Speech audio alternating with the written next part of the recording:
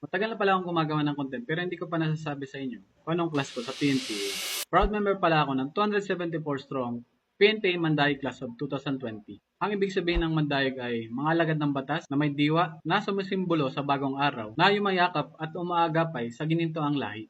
191 sa amin ay lalaki at 83 naman ang babae. 224 members ang nasa PNP, 25 members sa BJMP at 25 naman sa BFP. Nagsimula ang cadetship journey namin noong May 1, 2016. Nagkaroon kami ng 353 successful applicants. 263 doon ay lalaki at 87 naman na babae. Sa 353 successful applicants, 3 doon ay hindi nakapag-report at hindi nakasama sa traditional reception rights ng academy. Graduate kami noong May 22, 2020. Ang top 1 nga namin ay si Part Cadet Palermo at ang class president naman namin ay si Police Cadet Lau. Kami nga ang unang class na nasubok sa challenge ng pandemic. Kami din ang unang graduate during that crisis. 8 years na nga kami sa service at 4 years na kami sa mga kanya-kanya naming bureau. Nasign nga kami sa iba't ibang lugar sa Pilipinas. Sa case ko, nasign ako sa Region 5. Kung marami pa kayong gustong matutunan about sa class namin, mga activities, achievements, at iba pang endeavors, pwede nyo i-follow ang official Facebook page namin, PNP Mandayag Class of 2020 Incorporated. Kung aspiring PNP cadet ka,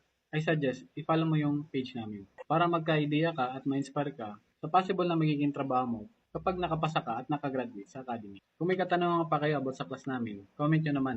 Yun lang, maraming salamat.